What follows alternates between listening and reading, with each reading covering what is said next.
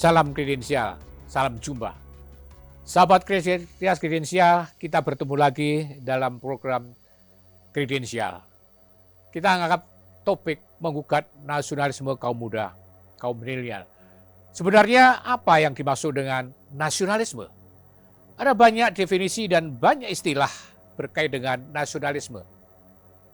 Ada orang yang mengatakan bahwa definisi istilah itu sudah ketinggalan zaman. Karena memang zamannya terus bergerak dan berubah. Belakangan muncul istilah baru yakni nasionalisme populis. Seperti yang terjadi di Amerika Serikat atau di Inggris. Kemenangan Donald Trump dan kemudian Brexit di Inggris juga telah menyemai, menumbuh kembangkan apa disebut nasionalisme populis tadi. Kita di sini ingat di zaman Orde Baru, nasionalisme nyaris hanya sebagai karnaval, pengibaran bendera di depan kantor, dan nyanyian lagu wajib Indonesia Raya di setiap kali ada perayaan. Lalu bagaimana sekarang ini? Apakah nasionalisme masih sama seperti yang dulu misalnya dirumuskan oleh Ernest Renan? Baginya nasionalisme adalah suatu keinginan untuk bersatu dan bernegara. Artinya, di dalam nasionalisme terdapat suatu keinginan besar untuk mewujudkan persatuan dalam bernegara. Atau yang disampaikan oleh Benedict Anderson, bagi dia nasionalisme adalah sebagai sebuah kesadaran bahwa setiap individu berada di dalam suatu komunitas atau suatu negara tertentu. Dengan demikian, memiliki kesadaran, maka setiap individu harus berupaya untuk menjaga komunitas atau negara di mana ia berada.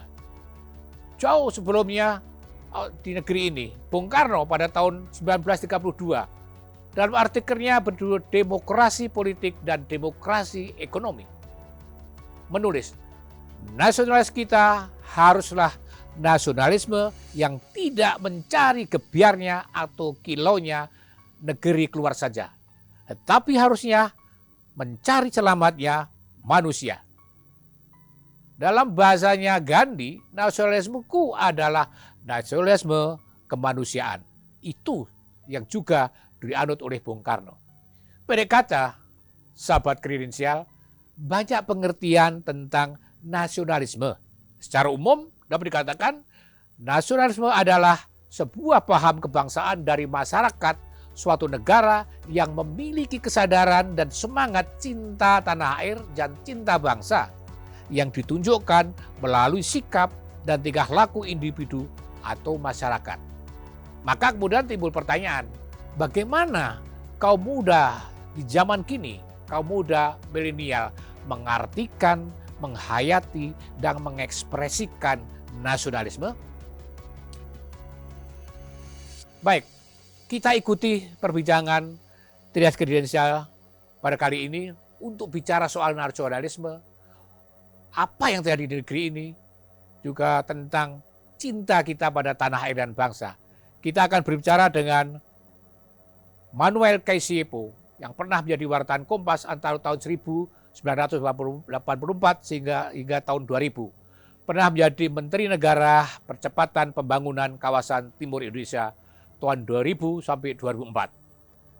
Manuel Kaisiepo. Selamat jumpa Pak Manuel, apa kabar? Kabar baik Mas Trias. Wah, Sukses selalu sehat ya. amin, amin. Ya, senang kita bisa bertemu lagi ini. Sudah sekian lama nggak jumpa. Paling tidak, meskipun jauh-jauhan kita bisa saling lihat. Iya betul Mas Trias. Ya, kita ngobrol soal nasionalisme. Wah, itu sudah lewat dari Agustus tapi kan nasionalisme, ya kan? Tapi nasionalisme kan nggak mengenal bulan, ya kan? Nasionalisme kan nggak mengenal bulan. Nasionalisme generasi muda, ya. Kira-kira kita akan bicara soal itu. Saya rasa tepat kalau saya bertanya pada Pak Manuel, ya kan? Kalau mendengar kata nasionalisme, ya, apa yang pertama-tama Pak Manuel bayangkan atau apa yang bisa dikatakan tentang apa itu nasionalisme itu? Ya terima kasih Mas Trias. Saya kira gini, sebelum saya jawab apa itu pengertian nasionalisme gitu ya. Sekarang ini Ya. umumnya kalau kita bicara nasionalisme itu ada saja orang yang sering sinis gitu, Ya, ya kan? ya, betul. Apa sih, apakah nasionalisme ini masih relevan lagi nggak ini? Heeh. Terutama dalam era kita ini, era globalisasi yang borderless dalam segala lini gitu ya. Betul. Kita tidak mengenal lagi batas-batas gitu. Dan terutama ini Mas Rias ya, kalau nasionalisme itu dipahami dalam konteks atau pengertian yang lama gitu. Hmm. Tetapi bagi saya gini, selama kita masih hidup sebagai suatu warga negara, nation state yang lain, yang masing-masing punya persoalan-persoalan yang esensial, eksistensial, dan itu menuntut tanggung jawab dari setiap warga negara, maka selama itu pula yang namanya nasionalisme itu punya arti, tetap relevan. Ya. Nah, tentu dalam pengertian ini, kita harus bedakan. Dulu nasionalisme itu dalam pengertian lama, dipahami lama, konsep-konsep lama itu sebagai nasionalisme dalam membendung kolonialisme gitu, dalam Hmm. kerangka mewujudkan nation state. Apa dulu ya? Jadi kalau nggak salah dulu tuh, temannya Patrias itu, yang namanya Raja Ratnam di Singapura itu, dia kan membedakan dulu Menlu ya Patrias ya, Ya. Raja Ratnam itu salah satu tokoh ASEAN. Dia sebut nasionalisme lama dan nasionalisme baru gitu. Hmm. Dan definisi dia itu kalau nasionalisme lama itu berjuang melawan kolonialisme untuk mewujudkan negara merdeka. Setelah merdeka, yang disebut nasionalisme baru itu pembangunan atau developmentalism gitu. Sekalipun pendapatnya Raja Ratnam ini lama, tapi saya kira masih tetap relevan lah. Kira-kira nasionalisme dalam pengertian baru itu harus kita rumuskan terus-menerus sesuai dengan tantangan yang kita hadapi sebagai nation state itu. Dan setiap nation state punya persoalan sendiri-sendiri gitu. Indonesia sebagai nation state juga punya banyak persoalan, Mas Dias. Betul. Yang kita sebagai bagian dari nation state itu harus ikut bertanggung jawab, ikut berpartisipasi, memikirkan dan memecahkan masalah-masalah. Dan masalah-masalah itu banyak sekali gitu. Dan dengan demikian pengertian atau dimensi nasionalisme ini sangat luas gitu. Nanti kita bisa bicara dari dimensi politik, ekonomi gitu kan. Misalnya gini ya, sekarang kalau kita bicara nasionalisme dalam pengertian baru tadi, di era yang sudah dunia yang tanpa batas ini, dia tetap relevan ketika kita bicara bagaimana mewujudkan kesejahteraan ekonomi yang dirasakan oleh seluruh lapisan masyarakat. Itu nasionalisme. Bagaimana kita mengembangkan keadilan sosial atau kualitas hidup yang lebih baik, atau demokratisasi, atau kebebasan dan jaminan HAM. Itu semua dimensi-dimensi nasionalisme yang masih harus diperjuangkan. Gitu. Banyak lah, kira-kira sementara itu dulu Mas Dias. Ya, dengan demikian ya, kalau tadi misalkan ada tantangan kalau borderless ya, sudah lintas batas, ya kan lintas batas sehingga rumusan ataupun definisinya sudah berubah sesuai dengan tuntutan zaman. Itu kan begitu dengan zaman. Nah, bagaimana Pak Manuel caranya generasi sekarang ini dengan tantangan yang baru, ya kan tentu teknologi, informasi dan lain sebagainya, yang borderless dan sebagainya, itu bagaimana caranya untuk tetap bisa selalu memelihara nasionalisme itu, karena tuntutannya berbeda, karena definisinya berbeda, ya kan? Betul. Bagaimana caranya itu? Ya, jadi ini bicara tentang generasi muda ya tadi. Itu. Ya. Jadi gini ya. Kalau kita bicara tentang generasi muda, mungkin kita samakan dulu persepsi atau pengertian kita ya, Pak Mas Trias ya. Ya. Kalau kita bicara generasi muda, dan itu pengertiannya pasti pengertian politik gitu. Nah, kalau itu saya ingin mengutip seorang pakar politik yang sering dijadikan referensi kalau bicara generasi itu, Marvin Rintala. Jadi dia bilang begini, yang disebut generasi muda itu sekelompok orang yang mengalami the same basic historical experience, pengalaman historis mendasar yang sama pada usia formatif. Usia formatif ini 17 sampai sekitar 30-an lah. Jadi pengertian generasi secara politik itu adalah sekelompok orang yang mengalami pengalaman historis mendasar yang sama pada usia formatif. Nah, pada usia formatif ini kita tahu secara psikologis seseorang terbentuk keyakinan politiknya gitu. Ya. Ketika dia menghadapi itu tadi, mengalami the same basic historical experience, maka political belief-nya itu terbentuk gitu. Jadi kalau dalam konteks Indonesia kita bicara misalnya generasi 1908, 1928, 1945 itu sangat jelas. Mereka mengalami persoalan-persoalan historis mendasar yang sama gitu. Melahirkan generasi 28. Ya. Generasi 45 yang lahir dalam kancah revolusi. Itu membekas betul pada generasi itu gitu. Generasi 66. Jadi generasi itu sekelompok orang tadi usia muda, usia formatif, usia pembentukan diri, formative years ya. Dan mengalami pengalaman historikal mendasar. Nah, kalau kita bicara dalam konteks sekarang Mas Dias ya. Apakah generasi muda kita ini mengalami juga the same basic historical experience? Ya mungkin kemajuan teknologi. Ya, itu dia, itu yang saya mau bilang. Ya, kemajuan teknologi. Kalau kita harapkan suatu event politik besar, tidak ada lagi gitu. Tapi yang dia hadapi sekarang itu kenyataan bahwa perubahan dunia yang begitu cepat karena kemajuan IT, dunia menjadi borderless dan seluruh dunia hidup dalam apa yang disebut sebagai, dan mereka itu terutama generasi muda itu bagian dari apa yang disebut sebagai digital citizen. Betul. Warga negara dunia. Dan sebagai warga negara dunia, dia mengalami semua yang baru itu. Politiknya itu digital politik, ekonomi digital, demokrasi digital, semuanya serba digital gitu. Dalam suatu masyarakat yang kalau pakai siapa ya, Manuel Castells itu, pakar itu, network society. Masyarakat berjejaring, itu ciri kita sekarang ini. Dan akibatnya, ya kalau tadi dibilang, kita pakai definisi Marvin Rintala, itu sudah tidak cocok, karena tidak ada event-event politik besar lagi yang jadi pengertian politikal, ya. Jadi pengertian nasionalisme sudah berubah lagi, toh? Berubah total. Ya. Itu sebabnya ada orang secara sinis bilang, nasionalisme itu kan di KTP kita, di paspor. Ketika kita keluar negeri ditanya, Anda orang apa? Saya Indonesia, Singapura, Italia. Tapi pada saat yang sama dia bisa seorang fasis, dia bisa seorang komunis, dia bisa seorang apa saja gitu. Ya, ya.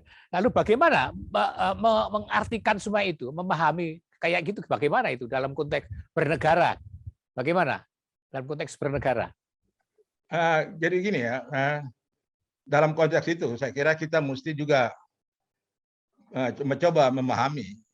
Tadi kita ini warga negara dari suatu nation state. Ya.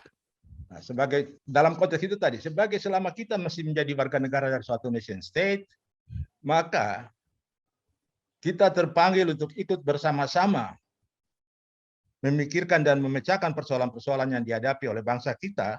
Itu nasionalisme itu. Ya, ya. Nah, sekarang tinggal kita merumuskan persoalan apa yang sedang kita hadapi gitu. Tadi di bidang ekonomi misalnya, kita melihat tadi itu kan, ada banyak persoalan ekonomi yang muncul, berkembang, dan kalau kita ambil data statistik, walaupun pertumbuhan ekonomi kita melambat, seluruh dunia melambat karena COVID-19 ini ya. Tetapi di sisi lain ada pertumbuhan. Tetapi kita juga tidak bisa mengabaikan aspek keadilan sosial itu masih belum merata gitu. Itu perjuangan gitu. Nah, generasi muda ini kan hidup di situ gitu. Mereka menghadapi kesulitan yang sangat besar dan mereka memahami bahwa ini bukan hanya kesulitan mereka, tapi ini kesulitan bangsa dan negara. Gitu.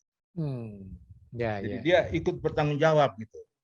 Nah, tentu generasi yang baru ini mereka kan hidup dalam tadi pengaruh digital ini, ekonomi yang digital itu mereka hidup di era fintech segala macam.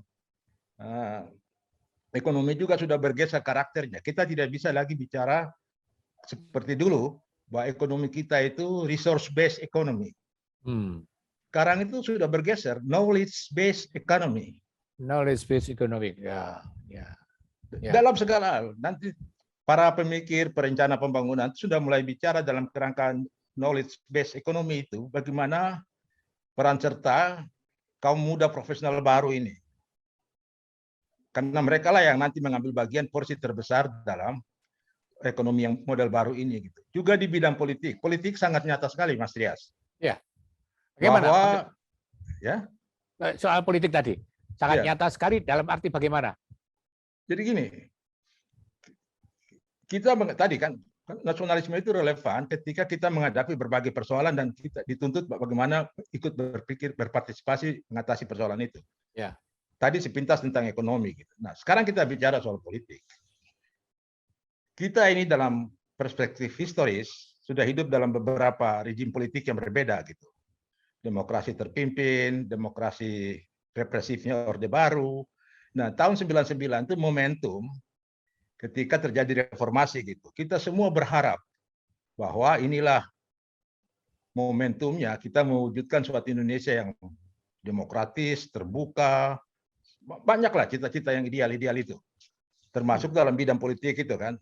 Secara hukum kita lihat ada perubahan yang luar biasa dalam praktek ketatanegaraan kita yang ditandai mula-mula oleh 4 kali amandemen konstitusi. Itu saja sudah nyata itu, perubahan mendasar itu.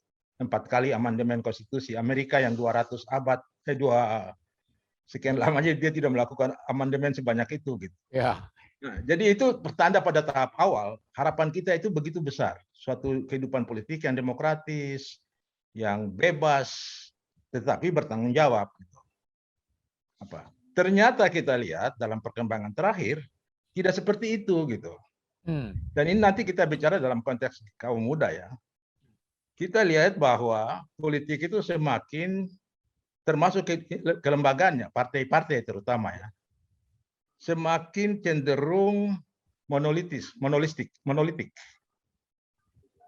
Partai politik cenderung oligarkis. Partai politik menjadi partai dinasti gitu. Banyak contoh itu Pak Rias ya. Dan pragmatis. Pragmatis sekali sangat. Kalau dulu kan bicara partai itu kan dia punya ideologi. Ya, ideologi besar. Ya, ada cita-cita. Ingin mencapai ini, mencapai itu. Ya. Frame besarnya itu ideologi gitu. Sekarang kita mungkin betul kata Daniel Bell itu, the end of ideology itu. The end of ideology, ya. Nah, jadi sangat pragmatis betul yang kata Patrias itu betul sekali gitu. Sangat pragmatis dan kalau sekedar pragmatis nggak masalah. Ini dia ada tren ke arah yang kurang baik. Tadi itu partai dan kehidupan politik menjadi oligarkis. Nah, kita tanya kenapa? Ya karena sejak kita membuka eksperimen demokrasi melalui amandemen konstitusi tahun berapa ya? 99 itu ya.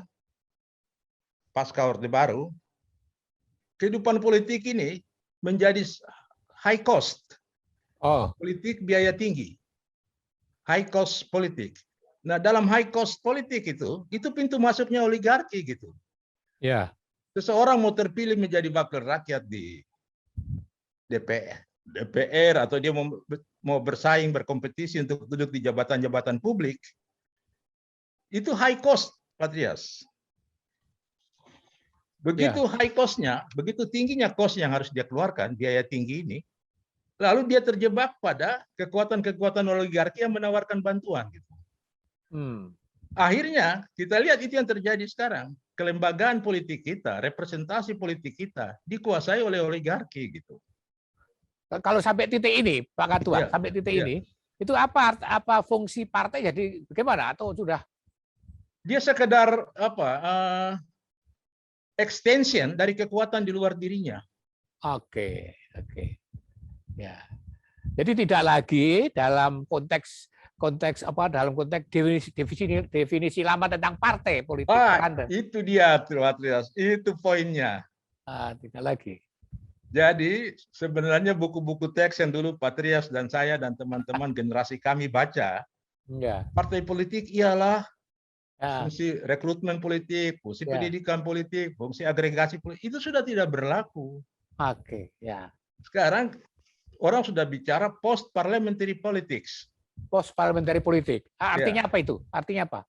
Jadi seperti di Eropa setelah menyadari bahwa partai politik ini lama-lama tadi dia menjadi sangat pragmatis seperti kata Patrias tadi, dan dia ternyata hanya extension dari kekuatan di luar dirinya. Itu terjadi di Eropa juga gitu. Nggak peduli pada konstituen jadinya. Kurang peduli lagi. Jadi ketika mereka misalnya saya ambil contoh ya, mereka membahas suatu rancangan undang-undang di parlemen, misalnya RUU kesehatan. Di Eropa ya, kita bicara dalam konteks Eropa. Nah, ketika undang-undang lahir, orang tahu bahwa yang berkepentingan di balik undang-undang itu adalah perusahaan-perusahaan farmasi raksasa gitu.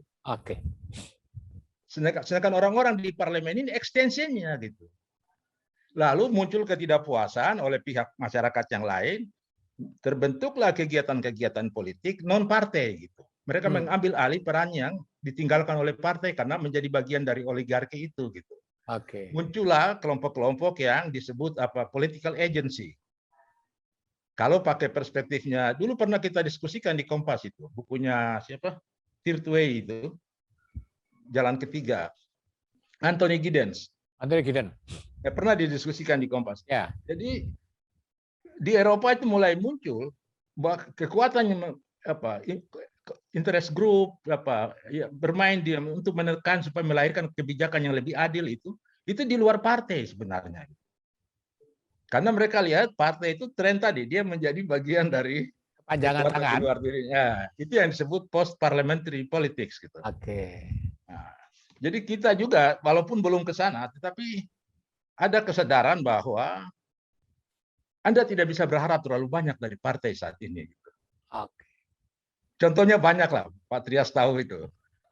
Kita lihat bagaimana kinerja mereka di Senayan, bagaimana produk undang-undang yang dihasilkan itu. Jadi seperti itu kira-kira. Jadi politik yang semakin dikuasai oleh oligarki, dia hanya tidak bermuara untuk kepentingan rakyat banyak, tapi kepentingan segelintir orang. Partai pun lihat, partai dinasti gitu. Ya. Dan itu membawa akibat pada semua aspek kehidupan politik. Kasihan untuk teman-teman muda kita. Ini saya bicara tantangan dihadapi oleh generasi muda yang sadar politik dan ingin berpolitik dalam pengertian positif. Dia ingin membangun bangsa dan negara. Itu pintu ruang-ruangnya itu terbatas sekarang. Karena tadi politik yang dikuasai oleh oligarki itu menyebabkan kita juga harus merevisi Pak Trias konsep-konsep dalam textbook ilmu politik yang lama tentang representasi. Representativeness. Siapa yang tadi saya sebut duduk di Senayan sebagai wakil rakyat?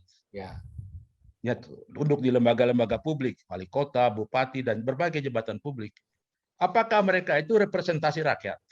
Oke, pertanyaan besar itu ya. Ya, itu pertanyaan fundamental. Kalau dia representasi, betul-betul apakah dia terpilih? Karena ternyata kita tahu bahwa dalam sistem elektoral kita, politik elektoral kita, politik pemilihan kita, itu faktor elektabilitas itu lebih dominan dibandingkan representativeness. Sering orang keliru menganggap dua hal ini sama gitu. Beda itu. Ya. Keterwakilan dan keterpilihan itu dua hal yang beda. Pak Trias bisa terpilih ke Senayan sebagai anggota DPR dari Papua. Belum Tapi tentu apakah Pak Trias mewakili orang Papua? Ya, belum tentu mewakili sana kan? Ya. Bahwa itu dua hal yang beda gitu. Ya. Dalam kondisi seperti itu, maka pertanyaannya kan tentu, apa gunanya partai? Mungkin akan begitu juga kan? Iya. Apa gunanya mungkin suatu saat orang akan itu tadi seperti di Eropa. Wah, ini mungkin era buat kita bicara post parliamentary politics atau post party political party gitu. Tapi kalau yang terjadi di sini kan itu sebenarnya terlalu cepat, Pak Manuel. Terlalu cepat nggak? Kok bisa sudah sampai segitu? Terlalu cepat nggak? Ya, saya bisa dikatakan begitu. Jadi begini, dulu ketika reformasi kita kan menaruh harapan-harapan besar kan. Betul. Rejim Pak Harto yang 30 tahun kita hidup dalam rejim yang sangat otoriter represif. Ya. Dan ketika kita masuk di awal 99 reformasi itu, kita menaruh harapan terlalu besar. Ini ibarat kita buka kotak Pandora ini. Pandora letter. Ya, bukan yang sekarang ya. Kalau itu saya no comment itu. Ya. Jadi kita buka semacam kotak Pandora dengan intinya itu kita memberikan kebebasan yang besar sebagai reaksi terhadap politik represif yang kita alami di masa lalu. Tetapi ketika kita buka kotak Pandora itu sebenarnya kita memberikan terlalu banyak kelonggaran yang tidak kita perhitungkan efeknya kemudian. Seperti tadi itu, kita membuka keran partai politik terlalu banyak. Ternyata yang disusul misalnya pemilihan presiden langsung, bagus, kita meniru Amerika. Untuk pertama kali 2004 kita punya sistem pemilihan presiden langsung gitu. Jadi itu manifestasi formal ya, demokrasi yang bagus gitu. Tetapi dalam praktek kita tahu sistem-sistem pemilihan langsung ini itu high cost. Yang tadi saya sebut itu. Masyarakat kita secara ekonomi belum siap menghadapi itu gitu. Tiba-tiba perpolitikan kita masuk pada suatu fase di mana high cost. Akibatnya kekuatan di luar masyarakat itu yang masuk tadi Masuk. yang disebut Ya, oligarki itu, pintu masuk ya, oligarki itu. Pada semua lini. Kalau Patrias mau maju bupati di Kabupaten Merauke di Papua, ya. Patrias tidak punya cukup amunisi, Patrias datang kepada saya sebagai oligark. Wah, Saya bilang, oke, saya akan mendukung Patrias maju. Tetapi dengan catatan, begitu Patrias terpilih, saya memperoleh sekian konsesi HPH di sana, hmm. sekian konsesi batubara di sana gitu. Itu Jadi menjadi Patrias itu sesuatu, representasinya siapa? oligark, ya. Ya, Itu menjadi sesuatu yang dalam tanda kutip wajar jadinya ya saat ini. ya, ya. Nah, Dalam konteks seperti itulah saya bilang, kalau kita ya, bicara ya betul. peran generasi muda ini jadi ruangnya agak terbatas. Gitu. Lalu pertanyaannya adalah kalau kita kembali ke generasi muda dalam kondisi seperti itu, Ya. kondisi seperti sekarang ini, ya, itu bagaimana mereka atau bagaimana mereka bisa masuk atau mereka akhirnya ya sudahlah, saya nggak ikut-ikutan, bisa begitu juga kan? Saya nggak ikut-ikutan Bisa. atau justru didorong, wah, mari masuk, harus masuk, bagaimana? Ya, itu pilihan-pilihan yang sama-sama sulit gitu ya. Hmm. Kalau dia apatis juga tidak baik. Tadi sebagai warga negara itu kita wajib, kita tahu ada kekurangan dalam banyak hal. Tidak ada pemerintahan yang sempurna gitu. Jadi itu bagian dari tanggung jawab kita. Yang kita khawatirkan itu jangan sampai muncul generasi yang apatis. Ya, Mereka tidak lagi tertarik pada politik. politik, Nah, ya, banyak langkah yang bisa dilakukan. ya, Bagaimana mulai menyuarakan gerakan-gerakan reformasi baru gitu ya, semacam itu. Misalnya kita mulai dari mengubah basis-basis legal atau undang-undang yang mendasari perilaku politik kita seperti sekarang itu. Kan kenapa tadi partai seperti itu bisa kita lacak dari undang-undang partai politik, undang-undang sistem pemilu gitu. ya, ya. Barangkali pada tahap yang paling dini, tahap yang paling kecil, mulai dari sana perjuangan itu. Gitu. Harus ada upaya disuarakan terus-menerus, tidak boleh capek gitu ya. Harus ada perubahan reformasi partai politik, reformasi sistem pemilu gitu. Sekarang ini mungkin Patrias ikuti kemarin itu. Atau hari ini, kemarin, 5 Oktober, itu secara sinis di media sosial disebut sebagai hari ulang tahun oligarki. Hari ulang tahun oligarki. Ya, kemarin kan ada seperti itu. Ya. Karena itu menandai 1 tahun berlakunya Undang-Undang Cipta Kerja. Gitu. Oh, ya. Jadi Undang-Undang Cipta Kerja, Omnibus Law itu dianggap representasi kekuatan oligarki. Gitu. Ya. Nah, jadi kemarin itu secara sinis seperti itu muncul. Nah, bagaimana mengerem kekuatan oligarki ini? Mengerem partai yang tadi, Ya. kelembagaan-kelembagaan politik. Itu tadi saya bilang, mungkin caranya itu terus menyuarakan reformasi partai politik melalui perubahan undang-undang. Dan memang tentu tidak mudah, tapi harus terus disuarakan. Karena yang dikhawatirkan Pak Trias ya, banyak kekuatan di luar pemerintah, kekuatan civil society, pers terutama, LSM, gerakan cendekiawan itu melemah sekarang. Ya. Tidak punya lagi kemampuan bargaining. Padahal kalau dulu kan diharapkan itu masyarakat yang demokratis itu kekuatan kelas menengah, civil society, pers yang kuat, LSM yang kuat, ke kelompok-kelompok cendekiawan yang kuat itu diperlukan supaya terjadi check and balances. Karena demokrasi itu kan harusnya basisnya check and balances. Nah itu, dan mahasiswa generasi muda itu bagian dari itu gitu. Dan saya percaya mereka punya kesadaran kuat tentang itu gitu. Apakah mereka juga tadi melemahnya ada kelas menengah, media dan sebagainya juga sudah terpolusi oleh kekuatan-kekuatan oligarki tadi ya? Sebagian bisa kita katakan begitu gitu. Tapi saya pikir begini, satu sisi kita agak prihatin melihat adik-adik generasi muda kita, mahasiswa kita, isu yang mereka perjuangkan kadang-kadang ya, isu-isu yang sangat pragmatis. Betul. Mestinya isu-isu besar itu. Tadi kita melihat secara mungkin nggak ada yang mikirkan itu lagi atau gimana? Atau ya karena tuntutan ya, tuntutan. Bisa jadi itu tadi, karena persis yang Patrias bilang itu, pragmatisme dan ruang-ruang kebebasan yang sebenarnya sekarang cenderung kembali menyempit gitu. Sehingga kita tidak lagi dengar ada suara-suara vokal yang kritis dari kalangan cendekiawan seperti dulu gitu. Semua kekuatan yang quote and quote oposisi itu terserap ke dalam kekuasaan yang ada gitu. Menjadi bagian dari kekuasaan gitu. Padahal kita butuh ada suara kritis di luar. Ya ini sekarang suara kritisnya pun tidak hal-hal yang esensial ya. Ya tadi betul. Iya. Ya kritis sih kritis, tapi yang dikritisi bukan sesuatu yang itu betul-betul menentukan gitu loh, bukan ya. Iya. Betul kan? Betul. Yang paling kita khawatirkan itu universitas. Ya, universitas. Universitas itu kan seharusnya menjadi center of center of excellence juga center untuk membawa perubahan gitu loh. Nah, yang kita khawatirkan tadi kalau gejala civil society melemah, jangan-jangan universitas pun ikut dilemahkan gitu. Ketika para penyelenggara pendidikan di perguruan tinggi, para dosen, para ilmuwan itu dianggap bagian dari birokrasi. Ketika mereka menjadi bagian subordinasi dari birokrasi, perguruan tinggi menjadi subordinasi dari birokrasi, maka dia kehilangan gaya kritisnya itu. Ya.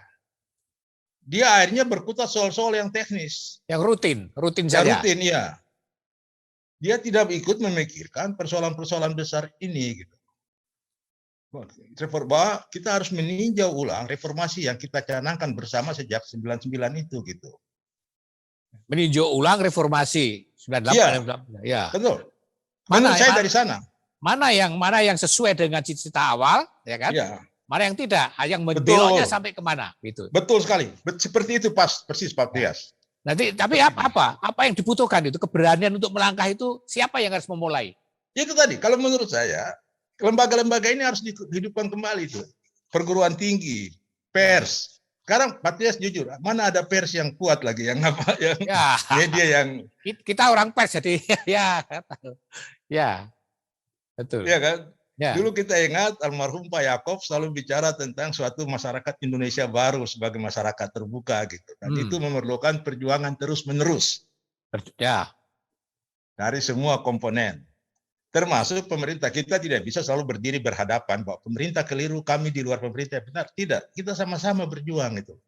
Saling meyakinkan kekurangan kita masing-masing ini. Nah, kita mencoba mengidentifikasi persoalan. Jadi misalnya kita kembali itu. Dulu kita amandemen konstitusi sejak 99. 4 kali amandemen konstitusi itu. Baru kita sadar tadi. Kita seperti membuka kotak Pandora. Dan tidak diantisipasi. Iya, tidak diantisipasi gitu ya. Dia berjalan melenceng dari apa yang tadi Pak Trias bilang itu. Tadinya kita lurus, dia ke kiri, dia ke kanan gitu. Ya, saya rasa itu yang paling penting itu. Melihat lagi. Ya. Tentang reformasi itu. Sudah kemana ini? Sudah lari kemana ini? Mungkin tema besar kita ke depan, kalau Pak Trias mau gagas suatu tema yang terus-menerus digaungkan kepada berbagai segmen ya. Ya. Kita meninjau kembali reformasi kita. Karena itu 99, jadi sudah 20 atau 30, 20 tahun ya. 20 tahun. Ya. Nah, sudah cukup lah. Ya, untuk dilihat kita evaluasi gitu ya. Supaya tidak bablasan kan? Kalau kan bablasan nanti. Iya. Ya. Betul. Ya. Seperti gini Pak Trias, tadi kan saya bilang kan, kalau kita sebut generasi muda itu, mereka yang mengalami the same basic historical experience. Pengalaman yang sama. Nah, pada usia. Reformasi ini sebenarnya, itu sebenarnya sudah melahirkan suatu generasi yang bisa kita sebut generasi reformasi. Ya. Tetapi apa yang kita lihat 20 tahun, kan tidak seperti itu. Politik mulai menjurus ke tadi. Satu sisi dia menjurus ke oligarki, sisi lain sejak Pilpres 2014, Pilkada DKI 2017 dan kemarin Pilpres 2000 itu semakin menjurus ke yang kita khawatirkan politik identitas, memecah belah. Ya betul. Artinya makin jauh kan itu kalau munculnya secara reformasi kemudian malah muncul politik identitas itu kan sudah terlalu jauh. Betul Pak Trias, itu betul Pak Trias. Menyimpangnya terlalu jauh. Dari cita-cita awal reformasi itu. Ya, itu lanjutannya kan akan mengancam ideal ya, bahasa muluk yang akan mengancam persatuan NKRI kan begitu kan? Betul, sangat betul Pak Trias. Apa yang pastinya Pak Trias konstatasi sangat betul. Dulu cita-cita awal reformasi kita tidak membayangkan kan. Sekarang muncul oligarki pada satu sisi yang berpihak kepada kekuasaan. Di luar kekuasaan muncul kecenderungan politik identitas yang bisa mengancam itu. Identitas keindonesiaan kita ini. Dan Pak Trias kan seorang pengamat Timur Tengah yang luar biasa. Saya mengikuti tulisan-tulisan Pak Trias gitu. Yang terjadi di Arab Spring itu. Ya. Kan keterpecahan juga di dalamnya, mula-mula kecil, lama-lama dia berkembang besar. Mulai di mana? Tunisia atau di mana itu yang? Ya, dan itu nggak lama, dalam waktu cepat sudah. Cepat ya. Ya. Seperti itu yang kita khawatirkan gitu. Nah, bayangkan Pak Trias ya, Amerika yang luar biasa demokratis, luar biasa. Era Trump itu, wah, itu politik identitas itu muncul gitu kan. Ya. Nah, jadi ini juga salah satu tadi jalan menyimpang dari reformasi itu. Gitu. Itu rumus saya bagus. Jalan menyimpang dari reformasi, ya kan? Ya. Bagus. Ya. Jadi menurut saya mungkin tema ini kalau Pak Trias dan teman-teman siapapun jejaring yang bisa kita bangun terus digemakan itu. Kita semacam evaluasi terhadap reformasi setelah 2 dekade berjalan ini. Betul. Apakah kita masih on the right track? Atau kita sudah menyimpang ke kiri ke kanan gitu. Ya, seberapa jauh merimpangnya itu kan? Berapa derajat? Berapa meter? Ya, Pak Manuel, saya rasa cukup menarik ini di sudut awal untuk melihat reformasi tadi. Kita berangkat dari soal nasionalisme kaum muda, kita ternyata juga kita melangkah jauh juga akhirnya sampai ke soal kondisi negeri ini ya, soal reformasi sejauh mana kita berjalan. Jadi kita katakan ya kalau nasionalisme dimaknai sebagai cinta terhadap bangsa dan negara. Kan? Jadi pertanyaan saya, apakah kegaduhan misalnya mencari alternatif Pancasila cocok atau tidak itu? Kan jadi gini, apa yang tepat, ya kan? Sekarang kan juga begitu. Kalau tadi saya katakan kalau nasionalisme diartikan sebagai cinta terhadap bangsa dan negara, ya, itu definisi yang paling sederhana. Terus gagasan-gagasan untuk misalnya mengganti ideologi dan sebagainya kan sesuatu yang jauh dari kita bicara reformasi tadi, ya, gitu. Betul, sepakat Pak Trias. Jadi tadi, gini, jadi titik tolak kita ketika kita bicara arti penting nasionalisme itu tadi, tanggung jawab kita sebagai warga negara. Ya. Dalam tanggung jawab itu tentu kita prihatin. Kalau kita bersuara kritis itu bagian dari keprihatinan kita. Gitu. Oke. Seperti tadi ya Pak Trias, kita tidak membayangkan bahwa karena kita prihatin lalu kita jadi apatis, lalu kita jadi biar aja hancur-hancuran gitu. Tidak seperti itu gitu. Kita mengkhawatirkan yang gejala-gejala yang kita sebut itu karena kita inginkan supaya ada perubahan. Sebab tadi politik yang oligarkis, politik yang bernuansa identitas itu mengancam integritas bangsa gitu, integritas keutuhan bangsa. Itu pengalaman sejarah dan pengalaman berbagai negara. Udah banyak pengalaman di negara lain. Dan tadi Pak Trias menyinggung soal filosofi Pancasila. Pancasila itu kan pandangan dasar, filosofi, dia menjadi fundamental norm, segala sumber hukum, ideologi kita. Dan dia sudah terbukti sepanjang sejarah, sejak 45 sampai sekarang, menjadi satu-satunya kekuatan politik yang mampu mengikat keanekaragaman kita, mampu mempertahankan kesatuan kita. Itu terbukti. Kita tidak bisa mengabaikan itu. Pancasila sebagai integrating factors yang mengikat itu. Tentu saja Pancasila ini kalau kita bicara dia sebagai sumber segala hukum, kalau dalam bahasa istilah hukum itu, sumber segala sumber hukum. Sumber segala sumber hukum, ya. Ya, dia metanorm. Dia ideologi, dia pandangan hidup.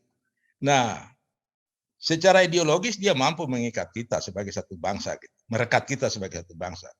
Tetapi tentu dalam konteks yang lebih real, dia dibutuhkan bagaimana menerjemahkan Pancasila itu ke dalam berbagai aspek kehidupan kita, kebijakan-kebijakan negara kita, kebijakan politik, kebijakan ekonomi, kebijakan perundang-undangan kita sebagai basis untuk perencanaan pembangunan. Apakah sudah menghayati dan mencerminkan nilai-nilai dan filosofi Pancasila itu? Saya ambil contoh tadi, mungkin supaya ada kaitannya. Tadi kita baru diskusi tentang kecenderungan politik kita yang lebih menekankan pada elektabilitas dan bukan tidak keterwakilan. Keterwakilan. Pancasila, sila keempat itu dengan jelas mengatakan, apa itu rumusannya itu? Kerakyatan yang dipimpin menurut hikmat kebijaksanaan dalam perwakilan dan musyawaratan. Ya, permusyawaratan itu harus ada yang terwakili gitu. Jadi Pancasila sebagai Rex ide, sebagai stat ide, dia sudah menggariskan itu. Para founding fathers kita itu luar biasa gitu. Mereka sudah merumuskan itu. Perpolitikan kita itu harus ada dimensi perwakilannya, permusyawaratan. Ya. Harus tercermin di sana gitu. Bukan seperti yang sekarang gitu.